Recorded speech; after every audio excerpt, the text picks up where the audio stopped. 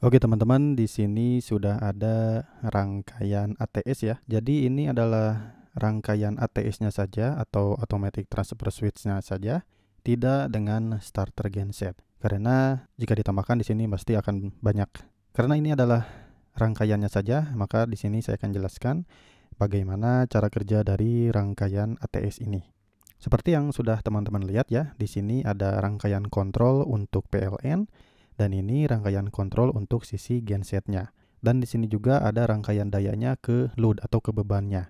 Di sini saya contohkan bebannya ke motor listrik. Sebelum saya mengoperasikan bagaimana cara kerjanya, di sini saya akan jelaskan fungsi-fungsinya dulu nih. Jadi di sini ada namanya timer teman-teman. Jadi timer ini nanti untuk menunda waktu ke rangkaian PLN. Jadi sebelum tegangan ini menuju ke load, akan ditahan dulu waktunya selama 7 detik oleh si timer ini. Jadi tidak langsung masuk ke load ini.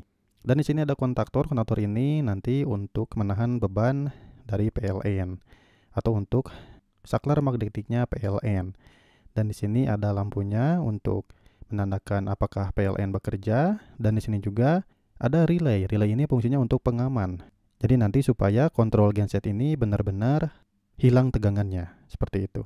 Dan dari sisi genset di sini ada MCB. Nah, di sini ada NC relay ya. NC relay ini yang ini ya.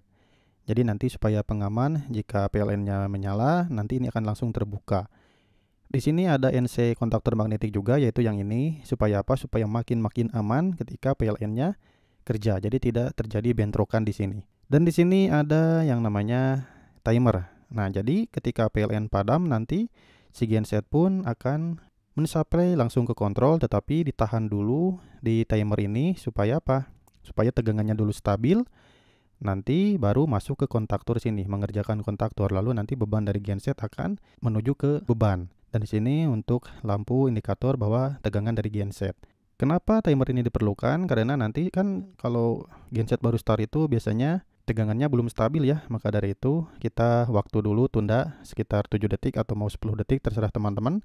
Yang penting ditunda dulu, setelah stabil maka nanti akan otomatis tegangan dari genset ini akan masuk ke load atau ke beban. Jadi automatic transfer switch ini hanya pemindahan saklarnya saja dan pasti akan ada kedipan. Tidak mungkin tidak ada kedip ya, pasti ada kedipan. Kedipannya tergantung timer kita ini. Mau setting 5 detik, 10 detik atau 7 detik, terserah teman-teman. Dan nanti ketika masuk lagi ke PLN, si timer ini nanti akan menunda lagi. Jadi tidak langsung bebannya ke isi tegangan, tetapi ditunda dulu oleh si timer ini. Baik, saya akan coba jelaskan bagaimana cara kerjanya. Untuk simulasinya seperti ini teman-teman. Jadi kita on-kan dulu ya yang dari tegangan PLN, yang dari tegangan genset. Ya, contohnya nanti gensetnya bisa langsung start saja ya. Anggap aja seperti itu. Jika teman-teman membutuhkan wiring untuk starter genset, nanti saya akan buatkan. Oke, di sini kita akan mulai tegangannya dari PLN. Lihat 321. Nah, di sini kan timernya akan bekerja. Lalu nanti kontaktornya akan kerja, lihat. Nah, lihat teman-teman, kontaktor kerja, relay kerja, indikator lampu dari PLN menyala, menandakan sekarang tegangannya dari PLN, teman-teman. Dan di sini supply-nya dari PLN, lihat. Dari PLN masuk ke kontaktor lalu ke beban atau ke load. Yang dari genset di sini tetap mati atau tetap terbuka, tidak ada supply. Dan dari genset juga di sini, walaupun kita on-kan MCB-nya, lihat. Nah, kita on-kan akan aman, tidak terjadi apa-apa. Karena di sini ditahan oleh NC relay dan NC kontaktor. Jadi di sini hanya nyampe NC relay saja untuk tegangan dari genset. Jika gensetnya sudah menyala. Tapi jika mati ataupun auto start, nanti genset tidak akan langsung masuk ke nyalai sini. Tergantung dari PLN. Jadi di sini prioritas utamanya adalah PLN, seperti itu. Nah, di sini saya akan contohkan uji coba PLN-nya mengalami pemadaman dengan meng-off-kan MCB yang satu fasa ini. Jadi ketika di-off-kan nanti si gensetnya akan langsung kerja atau langsung menyalai lah istilahnya mah kayak gitu. Contohnya seperti itu. Maka ketika nyalai maka nanti akan ditunggu dulu waktunya di sini. Langsung saja ya supaya gak kelamaan, lihat. Kita off-kan MCB-nya 321. Nah, lihat, tegangan dari genset akan muncul di sini. Timernya menunda waktu, lalu nah, seperti ini. Kontaktornya kerja, di sini untuk lampu indikatornya menyala, menandakan tegangan dari genset. Dan sekarang supply-nya dari genset, teman-teman, untuk load-nya. Lihat, kontaktor yang ini bekerja. Genset masuk alirannya ke kontaktor lalu ke load atau ke beban. Dan di sini timernya akan tetap mati, teman-teman. Kenapa? Karena di sini memakai NC kontaktor yang ini. Kenapa tidak balik lagi ini? Karena dikunci oleh 1314 ini, kayak gitu.